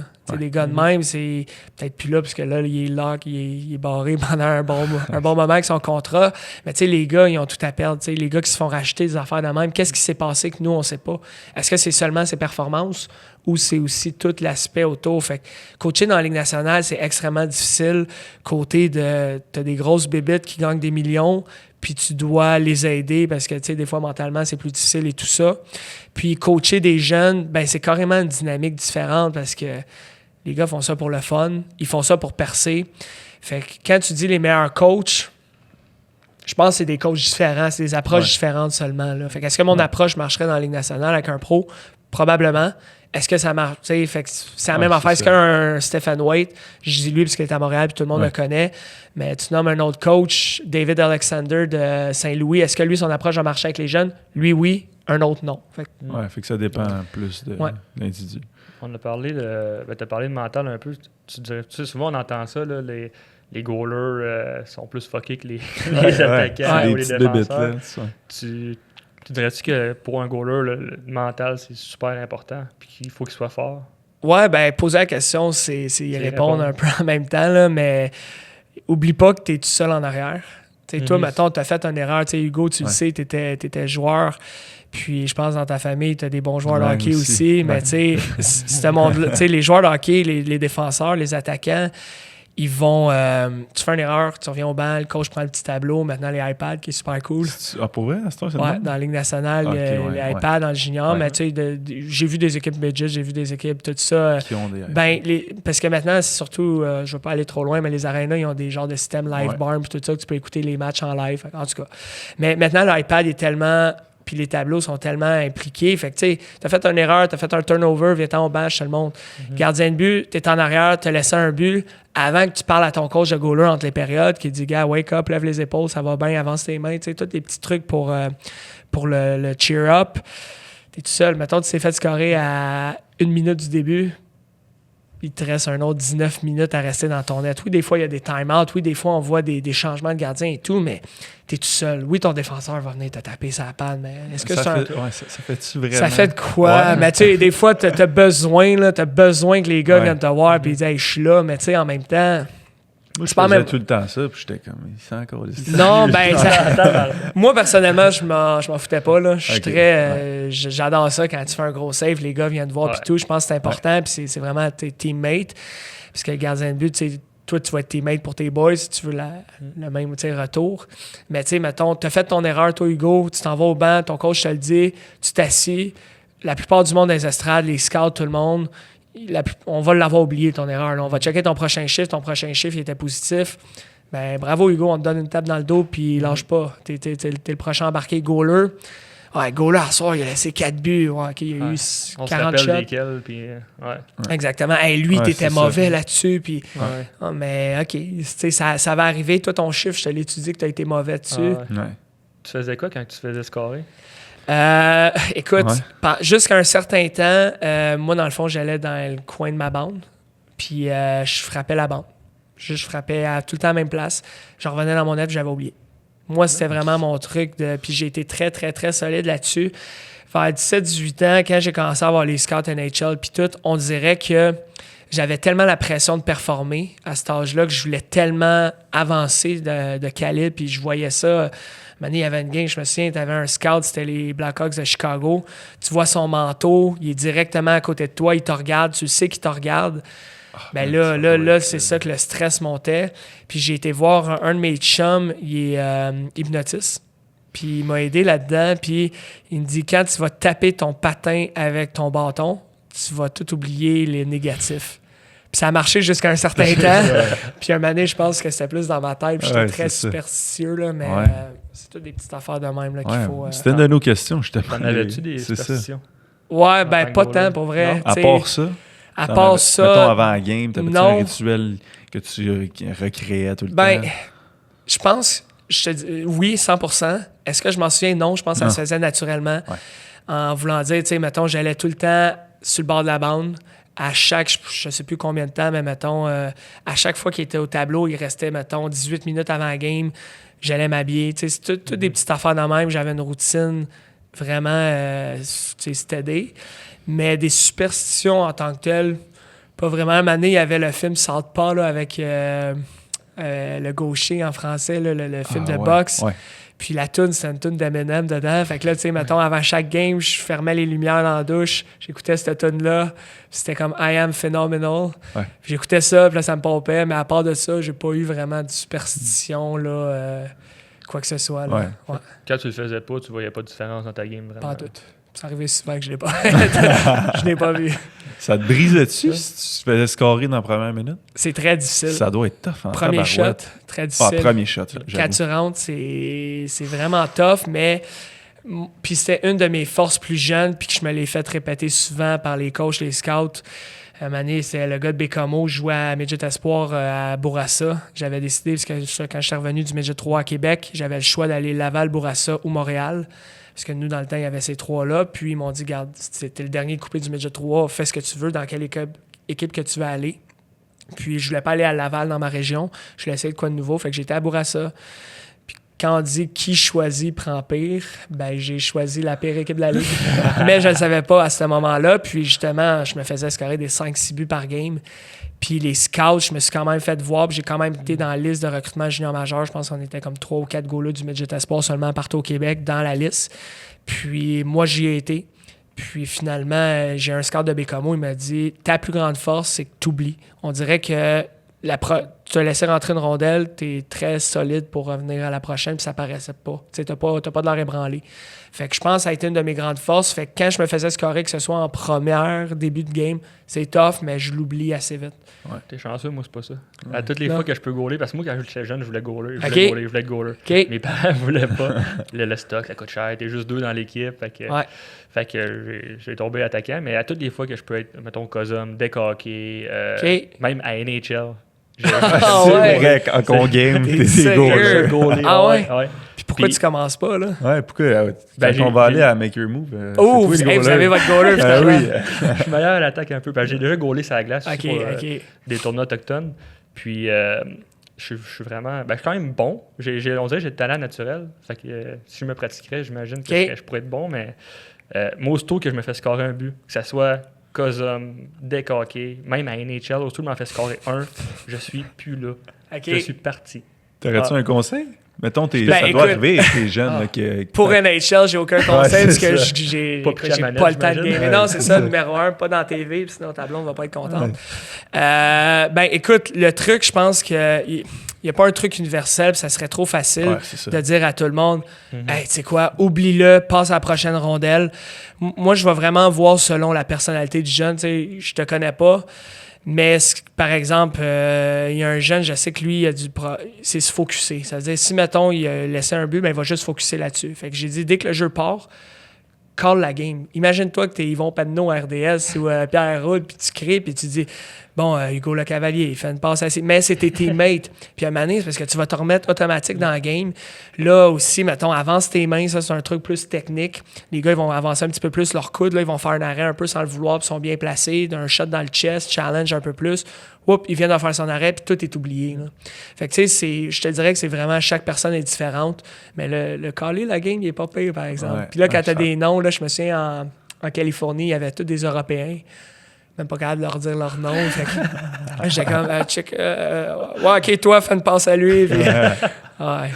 Quand il shot dans le chest, là, tu sais, c'est-tu Dans le parce- toutou? Dans le toutou, exactement. Est-ce que c'est parce que le goaler, il est vraiment bien placé ou c'est le joueur qui a Hugo, mal je vais te shoté? poser la question. Quand Vas-y. tu shots dans le chest des goalers, toi, Ouais. pourquoi? Je Parce sais. que t'es pas bon, Hugo. Non, moi, j'étais en crise quand ça arrive. Je pense à Armia hier qui avait une méga chance. Ouais, c'est Il l'a envoyé ouais, direct, ouais, direct dans le chest. Ouais.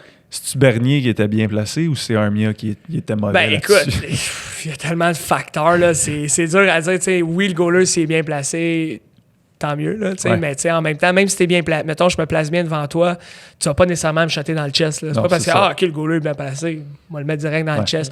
Souvent, tu sais, c'est le situationnel autour de ça. Ça veut dire, mettons, t'as eu une passe, tu as pogné un petit peu du revers, t'en ramènes, tu sais que tu vas peut-être te faire rentrer dedans, tu n'as pas vraiment fait ta lecture de jeu en tant que joueur, tu vas shotter direct, ça arrive dans le chest, ça arrive dans le chest. Puis souvent aussi, on coach nos gars à, mettons, faire des petits mouvements, puis c'est très populaire, là. Tu le vois beaucoup avec les goalers européens. Au Québec, ça s'en vient. Mais les goalers européens, tu sais, vraiment un petit ajustement avec tes pieds, tu te réinstalles, puis les gars, ils sont tellement rapides qu'ils sont capables de se réinstaller devant le puck. Puis au lieu qu'un save qu'il aurait fait du bloqueur ou de la mitaine, mais il va se réinstaller, il va en pogner dans le chest parce qu'ils sont certains qu'elle va rester là. Tandis que des fois, elle va mal pogner le bloqueur, elle va bancer pas dans l'endroit que tu veux. Fait que, en même temps, des fois, tu as des screens, le défenseur, il cache, mettons, côté de du net. Non, exactement. Fait que, le shot dans le chest, Hugo, écoute, tu viendras shooter sur mes goalers, puis je t'aiderai là-dessus. Mais non, je pense que c'est, oui, goaler bien placé, mais ça peut être bien des affaires avec le joueur aussi. Là, comment il a eu sa passe, comment il est rentré dans la zone. Mélange des deux, mettons. Ouais. Tu dirais présentement, c'est qui le meilleur gardien de la Ligue nationale? Selon toi, là. Si t'en as un à choisir, c'est qui le meilleur? Si j'en ai un à choisir... Puis pourquoi tu dirais que c'est lui le meilleur? Écoute, quand j'ai lu les questions quand tu me les as données, puis c'est tellement dur à répondre. Écoute, de mon cœur, moi, personnellement, celui que j'aime le plus, puis celui que je m'inspire le plus, c'est Marc-André Fleury, évidemment. Juste parce qu'il s'amuse. Écoute, ce gars-là, il est incroyable comment il s'amuse sur la glace, il sourit tout le temps, il fait des petites conneries, puis il est capable de rester focus dans sa game. Vice-versa, tu regardes un gars comme Price, sa stature, lui, il rentre dans le net, puis même s'il serait 5 pieds 2, il prend tellement de place, son aura, c'est incroyable, il est fluide, tout. Mais je pense un de mes goalers qui m'impressionne, qui m'a toujours impressionné, qui va m'impressionner le plus, c'est un gars comme Sergei Bobrovsky qui est rendu avec les Panthers à Floride. Écoute, il était ses hanches, là, les deux, vous connaissez ça, le domaine, là, ce domaine-là. Regardez juste ses hanches, comment il travaille, mettons, à ses poteaux. Il va avancer, reculer son pied. Je veux pas trop parler non plus en termes de gardien de but. Tes goalers vont l'écouter. Ouais, 100% que mes goalers vont l'écouter. Mais tu sais, juste le edge control puis toutes ces affaires-là, ces gars sont tellement... Ce gars-là, il est tellement bon sur ses pieds qu'il est capable de battre une passe que la plupart des gardiens de but vont le battre en papillon. Puis maintenant, on le voit, les gars, ils shotent tellement de partout. Puis justement, tu as eu des styles RVH, qui est un style au poteau. Les gars, ils se font tout le temps battre dans le top. Mais des gars comme Bobrovsky sont tellement rapides, vont le battre ses pieds. Puis les joueurs sont un peu mêlés avec ça. Puis c'est un peu ce que j'essaie d'enseigner à la plupart de mes gardiens de but selon les zones. Si le joueur se situe dans une certaine zone, j'aime mes goalers, pour le moment, surtout les plus jeunes, tu le bats tout le temps ses pieds. Tu n'as pas le choix, tu le bats ses pieds. Mes plus vieux, là, c'est là qu'on va plus discuter, voir qu'est-ce qui arrive, plus le situationnel, sont où les joueurs, sont où les options, tout ça. Mais le plus que tu es capable, jeune, à battre ses pieds, c'est une force qui va te suivre toute ta vie. Puis c'est ce que j'essaie d'enseigner, puis c'est ce que j'ai vu beaucoup quand je suis allé en Finlande, là, avec les coachs qui ont coaché des gars comme Lundqvist, des coachs qui... Vasilevski, justement, puis tout ça. Fait que Bobrovsky, justement. Fait que là-bas, dans le fond, ce qu'ils vous apprennent, c'est des trucs vraiment techniques. Là. Ben, écoute, je te dirais que le style de coaching est très différent en Europe. Je ne sais pas si c'est pareil dans tous les sports, mais dans le côté hockey... tout, je pense. Surtout gardien de but, je trouve qu'ils sont un peu visionnaires, puis, tu sais, ils vont le faire plus mathématique. Tu sais, des fois, des gars comme Jonas Enroth, un gars de 5 pieds 10, qui joue à Buffalo, qui a joué à LA un peu. Tu sais, ces gars-là, 5 pieds 10, tu te dis, il va jamais faire la Ligue nationale comme gardien de but. Tu sais, des gars comme Bernier, oui, t'en vois plus beaucoup. Mais ces gars-là, c'est parce qu'ils jouent mathématiques, ils jouent les angles, ils jouent situationnel. C'est tel gars, il est où, tel gars, il est où. C'est plus maintenant comme... Moi, plus jeune, la plupart de mes coachs m'enseignaient, bon, mais si le joueur il est là, tu t'avances là, puis tu le goal de même. Mais maintenant, c'est plus ça. C'est si le joueur est là, mais il y a une option. Puis ça, c'est très, très, très fort en Europe, puis j'ai adoré. J'y étais en tant que gardien de but. Là. J'avais à peu près ça, 19-20 ans.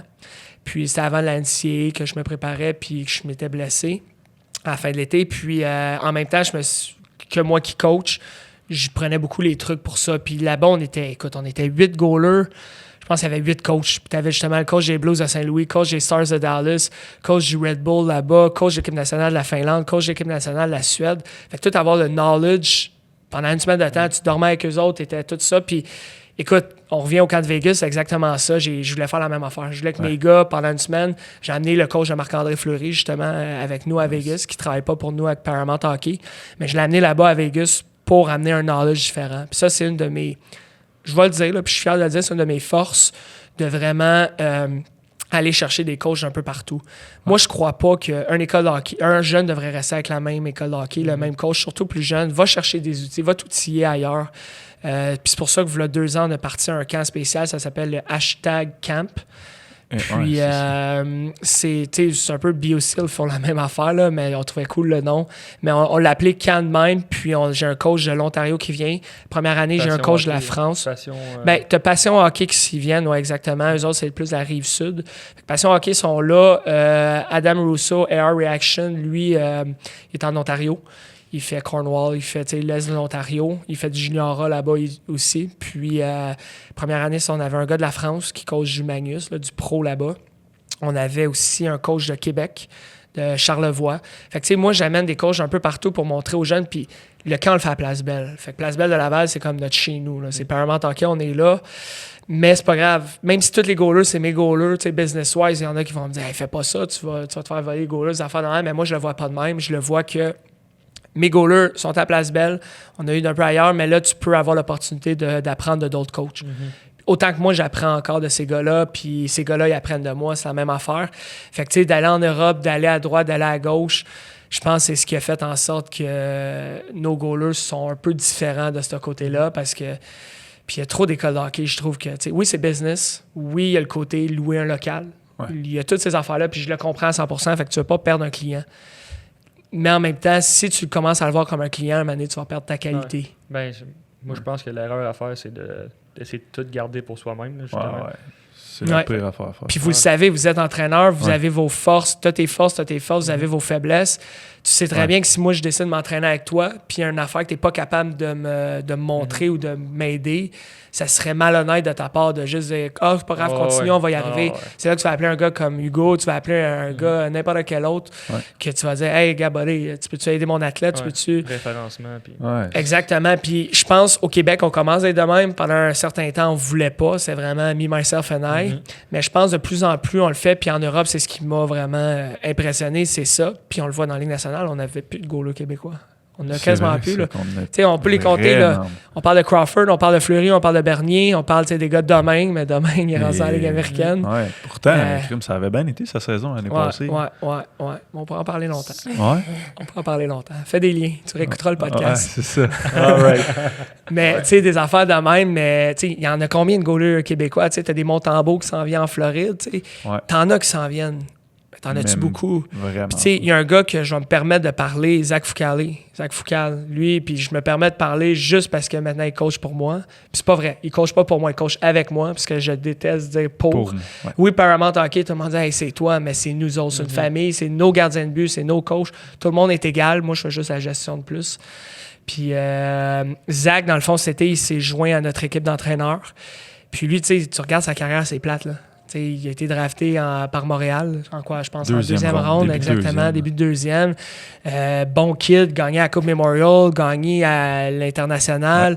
Là, après, quand il est pro dans la Ligue américaine, dans East Coast, on va gagner à la Coupe Spengler. T'sais, le gars, il est incroyable. Mais des fois, c'est une question de timing. C'est une question, est-ce qu'il a été coaché tout le temps par les mêmes personnes? Zach, en passant, non. Là, je connais pas mal son parcours, mais des gars de même, des Québécois, on n'en voit plus. C'est qui le dernier Québécois à être drafté dans les premières rondes? Un goaler. C'est pas vrai. C'est l'année passée, tu as un Américain, là, Knight, je pense, qui a été drafté genre dans les 11e. Par Floride. Ouais. Fait que tu regardes des enfants de même, là, Zach il signe à Tampa, mais il passe à la fin. Fait que là, il est rendu dans East Coast, à Orlando. Fait que les Québécois, qu'est-ce qui se passe? Est-ce qu'ils vont revenir 100%? 100%, parce que je pense que tout le monde est en train d'un peu s'adapter puis de updater leurs affaires.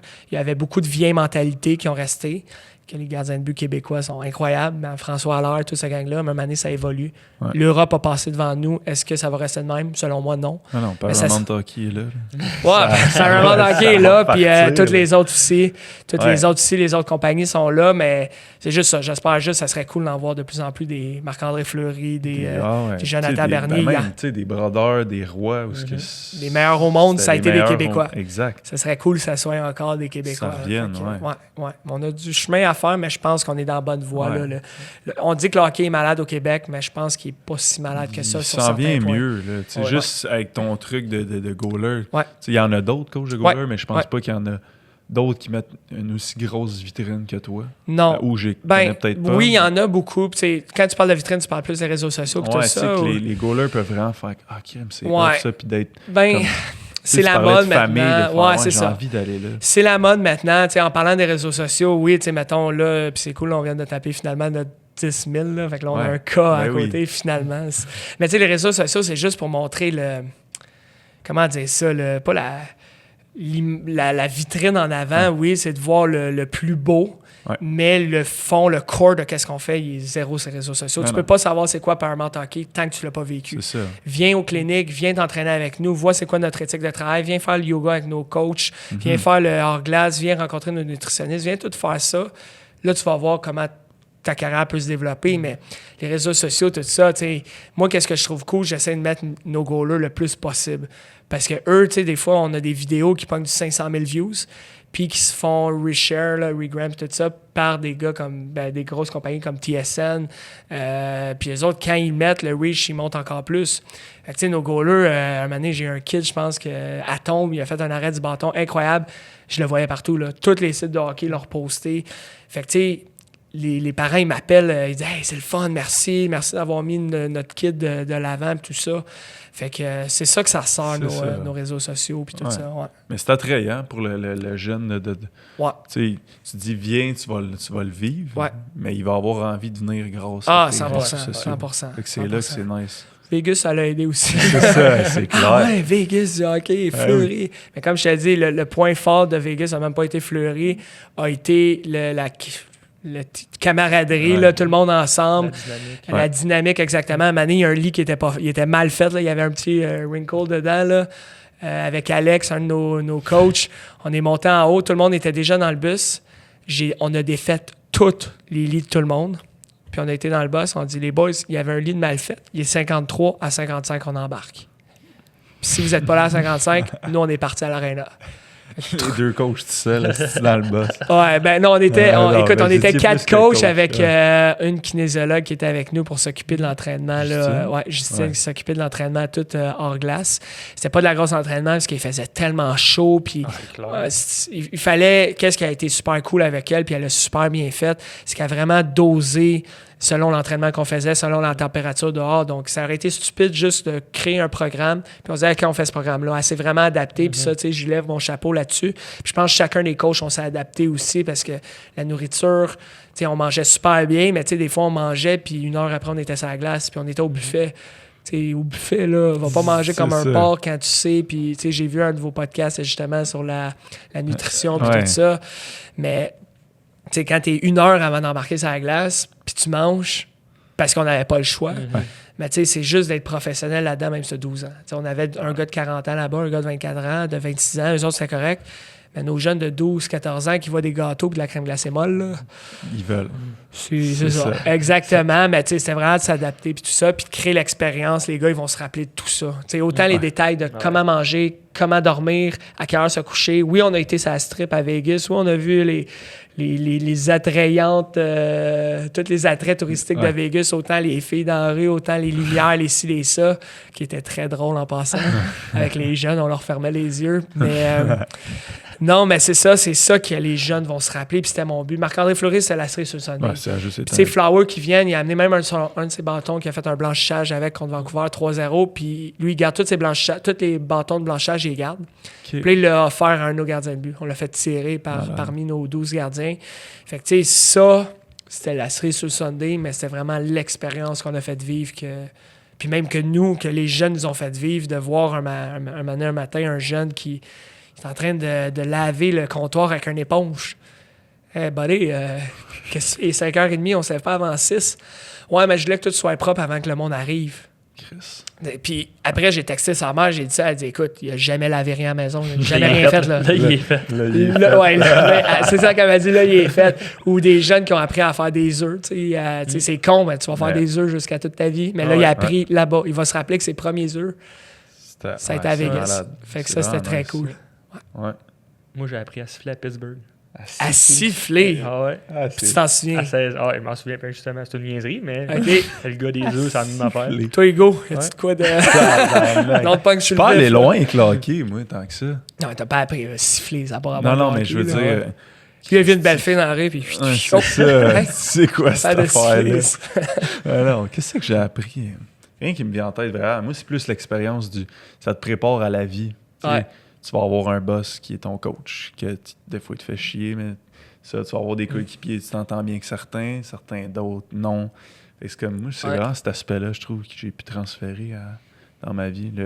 L'esprit d'équipe, que j'ai des amis qui sont plus introvertis, que je suis comme ouais. Eux, ils auraient profité de ça pour plus.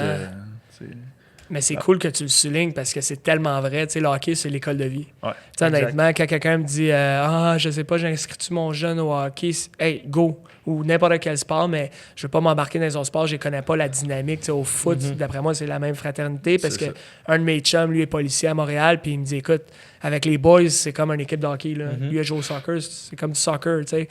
Mais le hockey, comme tu dis, Hugo, tu as 100% raison. C'est une école de vie, ça t'apprend à vivre, à cohabiter avec du monde. Des fois, c'est tough. C'est ça, exact. C'est pas tout le temps facile. Des fois, des coachs, tu as des boss, comme tu as dit, puis des fois, tu vas avoir des leaders. Exact. Puis il y a une différence entre les deux. Moi aussi, j'ai commencé à 9 ans, mettons, là, je n'ai eu, je sais pas combien de coachs. Là. Ouais. Tu sais, mettons 10. Là. Ouais. Tu vois différentes mentalités, tu vois qui ça clique plus. Delta de Laval. Ouais, exactement. Delta de Laval. C'était pas les meilleurs. Ben, il y en avait des bons, puis il y en avait des Les meilleurs que j'ai eu, moi, c'était Pee-Wee Dura. OK. C'était quoi son nom? Guido, je sais pas si ça... Ouais, ça me dit quelque chose, mais je l'ai jamais eu. Solide. Tellement, lui, c'est le meilleur que j'ai eu. OK. De ma vie. C'était lui, c'était peut-être juste pour moi, vu que niveau confiance, on dirait que ça me boostait bien raide. Puis peut-être d'autres, c'était comme vraiment pas un bon coach, mais moi, lui, ça a été... J'étais comme Chris, man. Il me sent bon quand il est. Il me sent bon, lui. Mais il y a des coachs, j'étais comme, je suis vraiment mauvais. Tu sais, il te tape plus sur le clou que d'autres choses. Ouais. Ça, mais t'as-tu appris quelque chose de ceux qui te tapent sur le cul? T'sais, moi, je me souviens justement, sûr que oui. Le gars d'El Paso, que lui, c'était l'armée, que justement, l'affaire des lits, tout ça, j'ai pris un peu ça de lui. Puis un matin, quand on était sur la glace, il y en a un qui s'est pas réveillé. On a fait du bande à bande jusqu'à temps qu'il arrive. Puis un moment donné, il a fallu qu'un gars figure it out. Puis c'est la même affaire dans la vie. Tu as un problème dans la vie. S'il n'y a pas quelqu'un qui se lève pour figure it out, trouver le problème puis le régler, tu vas continuer à travailler dans ton problème. Puis là, justement, on faisait du bande à bande. T'en as qui vomissaient sur la glace. Lui, il s'en foutait. Tant qu'il n'y a pas un gars, un moment donné, il y a un gars qui dit « OK, mais moi, je vais aller le chercher. » Fait que le gars, il a sorti ça de la glace, il a enlevé ses patins, il a pris son auto, il est allé chercher le gars. Il l'a réveillé, il l'a amené, il l'a habillé, puis nous, on patine encore.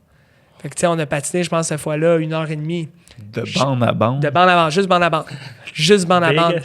Ouais, ça, c'est à El Paso, mais ça, c'est pas loin des lignes du Mexique. Mais tu sais, ça l'a fait en sorte que, écoute, je voulais mourir. Là. J'ai vu c'était quoi les limites de mon corps. Puis, un moment donné, j'ai vu que mes limites étaient rendues à l'autre bout là-bas. Ouais. Puis moi, j'étais rendu à un autre monde. Mais ça m'a aidé. Fait que tout le monde aurait... Sur le coup, je détestais le coach. C'était un malade. Je ne plus jamais rien savoir de lui. Écoute, on pouvait même pas parler à ce coach-là. Là. On rentrait dans la chambre. Sa porte était tout le temps fermée. C'est un gars d'armée. Si tu pilais sur le logo, tu sais, ça, c'était toutes des affaires de même. On l'a appris, puis ça, c'est correct. Mais ce coach-là, autant négatif que c'était... Puis en passant, je m'étais fait échanger à la fin de l'année à Seattle. Je n'ai pas été parce que c'est à la fin de l'année, il ne faisait pas les playoffs. Il restait comme 4 games, puis il ne voulait même pas payer mon avion. Il ne voulait rien payer. Fait que mon père dit, gars, tu t'en viens à la maison, mais il m'a coupé. Puis ça, c'est une des grosses... Nous, dans le fond, à Paramount Hockey, on a des amendes en passant. Je l'avais pas dit, là, on a des fines. Si, mettons, l'été, on a une chambre, puis il y a un logo, tu payes sur le logo, tu manques de respect, tu es en retard, tu payes de l'argent. Puis nous, on a fait un barbecue à la fin avec tous nos boys du camp. En tout cas, ça à part, on a notre plus grosse amende, c'est si ton chandail est sur le sol. C'est arrivé à El Paso, justement, on jouait à Phoenix. Puis j'ai goalé une super bonne game la première game, on faisait un back-to-back. Je jouais 2 games là-bas. Puis deuxième, c'était-tu deuxième? En tout cas, la première ou la deuxième? Non, c'est la première game, je goalais une méchante bonne game. Entre la 2 puis la 3, vu que les vestiaires étaient trop petits, les défenseurs et les goalers, on était dans une chambre, on switchait dans la chambre des joueurs. Puis mon chandail, écoute, j'ai jamais mis de ma vie mon chandail à terre. Mon chandail a tombé. Je reviens dans la chambre, puis écoute, j'étais 1 but 42 save, genre de quoi de malade de même. Ça allait vraiment bien. Le chandail est tombé à terre. Je revais, tu startes pas à 3e. OK. Pourquoi? Tu startes pas à 3e. On revient, on refait l'autobus, là, je me souviens plus, là, Phoenix de El Paso, mettons, on va dire, c'était 8 heures, là, whatever, là, je me souviens vraiment plus combien de temps. Là, je me demandais, là, j'étais comme un peu dans l'inconnu. On arrive là-bas à comme 4 heures du matin, vu qu'on joue en après-midi. 3-4 heures du matin, il me dit « Rentre dans le bureau ». Il dit je vais vous épargner des mots, là. Your F-word trade, get the fuck out of my face, je veux plus rien savoir de toi, tu sais. Puis là, j'ai dit, excuse-moi, pourquoi? Il dit, t'as aucun respect, tu mets ton chandail à terre, moi, j'accepte pas ça. Puis sur le coup, j'avais le goût de dire, c'est pas moi, mais on dirait que j'avais un petit ange qui me disait, ferme d'ailleurs. Puis il accepte, c'est fait, tu vas pas changer son idée. Mais j'ai appris tout ça, puis je coach mes jeunes. Tu vas jamais mettre ton chandail à terre. Jamais, jamais, jamais, ça peut pas arriver. Même si tes parents, ils pitchent pour à terre. Non, toi, tu le reprends, tu le mets sur le support. Au pire, tu chargeras tes parents, tu demanderas un fine, là, 5 piastres. Chandail à terre. Fait que, tu sais, c'est des leçons de vie. Fait que tu dis que tu as eu des bons coachs et des mauvais coachs. Ouais. Ben, c'est sûr que j'ai appris des mauvais. Ben oui, c'est sûr. Mais mettons, ce coach-là, aujourd'hui, ça passerait-tu? Hey, man. Je pense pas. Puis moi, je trouve ça plate un peu qu'on... Faut tout, que ça tout soit doux. Ah non, tu peux pas faire de bande. La génération. C'est comme, c'est pas si grave là, qu'ils font des bandes à bande après une participation. Ou des push-ups. Ou des. Moi, je pense qu'il faut faire une distinction entre la victoire et l'apprentissage. Si, par exemple, tu fais faire des push-ups à ton jeune après une défaite, ça, je trouve que c'est pas correct. Puis ça aurait dû être pas correct. C'est correct. Parce que les plus jeunes ne veulent pas apprendre que tu perds, tu as une conséquence. C'est ça, exact. Mais si tu fais faire des push-ups après une défaite, parce que ton jeune n'a pas écouté, ton jeune il s'est pogné le cul, il n'a pas fait ce qu'il avait à faire, puis il veut pas apprendre, il veut pas avancer. Si tu crois que c'est la manière qui va faire en sorte que peut-être la prochaine fois il va s'en rappeler, fais-le, donne-lui une conséquence. Même à faire, nous, là, regarde, je me rappelle encore aujourd'hui, là, ça fait peut-être quasiment 8 ans de ça, je me rappelle des bandes à bande. Mais pourquoi? Parce qu'il y en a un qui s'est pas levé, puis on est une équipe. Il y aurait dû quelqu'un qui figure it out avant d'aller le chercher. Puis, hey, Gaboté, là, on t'attend, là, tout le monde patine. On l'a fait, ça a pris du temps. Puis, mes jambes, je pense que j'ai encore mal. J'en parle, puis je le sens dans mes jambes. Là, fait que, ouais, mais moi, c'est ton test. Tu sais, quand il a dit j'ai poussé ma limite, là, ton test de maîtrise. Ah oui. Ah, si, bon. Ah, Hugo, oh my God. Il était couché à terre dans le fond de la bande. Il comprenait plus rien. Il t'en manque encore 2, Hugo. T'as pas le choix de le faire. Ça faisait 1 an que j'avais pas patiné. OK, tu as fait faire ça sur la glace. Je vais vomir dans ton masque, c'est sûr. Parce que c'était avec le masque, c'était pour des semaines le patin. Ouais. OK. Puis, je suis curieux, on s'en reparlera. Ouais. Puis, tabarouette, man, j'étais comme, non, mais c'était 2 rounds. Puis là, après le premier round, c'est sûr, je retourne pas sur la glace. Puis le deuxième, j'avais une demi-heure de break. OK. Moi et mon prof, on était crampés. Ouais, c'est ça. Tu retournes. J'y retourne. Je suis comme, OK, j'en fais un. OK, fini. Ah ouais. Non, un autre. Je finis pas, là. Tu comprends pas. Le troisième, je suis comme, c'est mon derrière, je m'en calisse. Moi, j'en fais pas 2 autres. J'ai fini. La question, Phil, pourquoi t'as pris Hugo? C'est ça. C'est ça. Il voulait le faire. Il voulait le faire. Mais là, c'est des joueurs de la Q puis tout qui le faisaient. OK. Là, moi, j'arrive. J'ai pas patiné. Let's go. Tabarouette. Ouais, c'est tough. Ouais, mais tu sais, comme j'ai fait, Chris, je peux aller pas mal plus loin que je pensais. Quand tu dépasses la limite, là, pas juste au hockey. Là, exact. Mais ton corps va te dire à un moment donné, arrête. Mais à un moment donné, va un petit peu plus loin. Puis c'est là que tu pousses. Puis fait que demain, ta zone de confort, mettons qu'elle était là. Demain, si tu l'as poussé, ben, elle va être rendue là. C'est ça. Fait que moi, des jeunes, quand tu vois, je suis plus capable, non, regarde, finis ce que tu as à faire. Puis même des fois, quand ils me disent je suis plus capable, j'en fais faire plus. Puis à un moment donné, quand tu as passé cette zone-là, passé cette limite-là, on dirait que tu as un regain d'énergie. Puis, c'était calme un peu. C'est juste un test, mais dans ma vie, j'étais comme, OK, je peux aller bien plus loin que je pense. Ben oui, pas juste au hockey. Là, c'est ça. Ouais. Parce que moi, j'étais sûr que je n'allais pas à la saute. Moi, je ne pas de connaissance. Tu voyais la lumière au bout, au bout du tunnel. Finalement, man, je l'ai fini. Non, mais ça t'a marqué. Exact. Puis, je vais m'en souvenir quasiment toute ma vie, pour vrai. C'est ça que ça fait pour faire de jambes au gym. C'est ça. Oh. Ouais, c'est parce que je suis blessé. Moi, j'ai une excuse. Pas toi. Pour finir, ouais. t'aurais-tu 1 ou 2 trucs à donner, mettons, aux kids qui nous écoutent, les goalers, pour essayer de step up leur game un peu? Moi, je pense que c'est cool qu'on finisse ça de même parce que le meilleur truc que je donne, que ce soit goaler, athlète, personne, n'importe quoi, c'est, tu sais, définis ta limite, dépasse-la. Autant, il faut que tu les connaisses, tes limites, puis à un moment donné, il faut que tu les acceptes. Si tu as une blessure, pousse pas dessus, puis c'est stupide de le faire. Mais si t'es brûlé, puis dans le fond, t'es capable ou t'es avec des professionnels ou quoi que ce soit, du monde qui connaissent ça, comme là, Hugo, qui s'est arrivé avec toi, Phil, tu sais, mettons, il sait qu'il peut la dépasser. Tu lui dis, ah ouais, dépasse-la, puis toi, tu es au courant des effets néfastes ou positifs que ça peut faire. Fais-le, tu sais. Puis la même affaire à la job, tu sais, que tu sois dans n'importe quel domaine, domaine du cinéma, domaine du showbiz, quoi que ce soit. Tu sais, là, je dis ça parce que j'ai un de mes chums qui est là-dedans en ce moment, puis c'est difficile.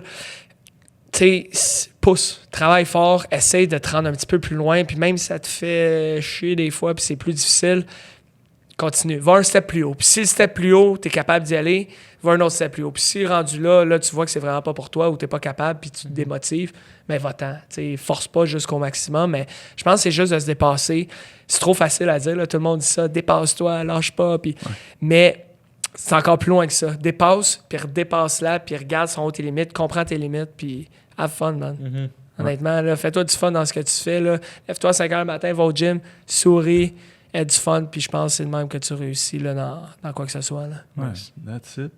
Qu'est-ce qu'on peut te souhaiter pour la suite? Souhaiter.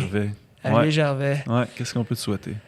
Continuer à avoir du fun. Ouais? Ouais, that's it. Aussi simple que ça. Aussi simple que ça. J'ai du fun puis du succès à tous mes goalers parce que quand mes goalers ont du succès, c'est moi qui ai du succès après. Puis je dis moi, mais c'est autant mes autres coachs. Tout le monde a du succès, fait que du fun. Si on a du fun, il va y avoir du succès. Si on a du succès, on en a tous. That's it. Ouais. Super. Où est-ce qu'on peut te suivre si on veut rejoindre Paramount Hockey ou toi, personnellement? Super simple.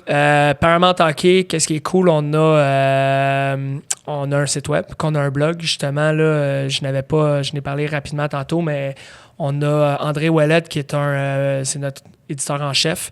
Lui, il passe à la radio à chaque semaine au 91.9. Il fait une chronique, fait qu'on peut l'écouter là-bas. Il parle des prospects. Il est excellent. Il est vraiment, vraiment, vraiment bon. Puis, on peut nous suivre aussi sur le site web. Lui, il met des chroniques. Moi, des fois, je mets des articles de gardien de but. On a des fois Sébastien Lagrange, qui est un entraîneur qui écrit des petits articles. Puis, on va pouvoir se parler aussi des fois si jamais vous avez des idées. Par la suite, Instagram, certains. @Paramount Hockey. Puis là, c'est vraiment plus axé gardien de but. Puis aussi, on a Facebook. Facebook, là, on met les nouvelles d'André, les nouvelles des autres blogueurs qu'on commence à avoir. Puis, c'est ça. Fait que moi, personnellement, c'est pas intéressant. Pas intéressant. Tu peux le voir, c'est @Jervs13, mais tu vas voir des affaires de ma vie. Là, tu vas voir me promener dans les montagnes, mais à part de ça... Non, c'est vraiment Paramount Hockey, c'est là que tu vas trouver plus. Puis c'est ça, j'ai oublié de le parler tantôt, mais je trouve que c'est important que je le parle, là, surtout là, pour André, là, comme qui a commencé avec nous récemment. Lui, il fait aussi les entraques au Rocket. Il fait tout ce qui est analyste des recrues. Puis on a des beaux projets aussi, plus vidéo avec des joueurs, tout ça qui s'en viennent. Fait que il est excellent. Fait que lui aussi, puis il a beaucoup d'expérience dans le domaine. Fait que... j'ai plugué ce que j'avais. C'est important parce qu'il fait tellement de job de malade, puis il est connu au Québec. Honnêtement, il avait son UH, une compagnie de vêtements dans le temps. C'est une petite course. Ouais, il y avait beaucoup de joueurs de la Ligue nationale, les Marchessault, tous ces gars-là, ils représentaient la compagnie. Puis beaucoup de jeunes aussi, des espoirs. Puis là, il a comme pris une pause de là-dessus puis là, ils viennent de revenir dans le domaine du hockey, puis dans les médias. Puis là, je veux dire, c'est le fun. Là. À chaque jour, quasiment, il reçoit un appel du journal, de ci, de ça, d'écrire des articles, de passer à la radio 91.9, au Gonzo Show, des affaires dans le même. Fait qu'il trippe bien gros. Puis à chaque fois, c'est de la publicité pour nous parce que analyse de chez Paramount Hockey. Fait que le monde va voir Paramount Hockey.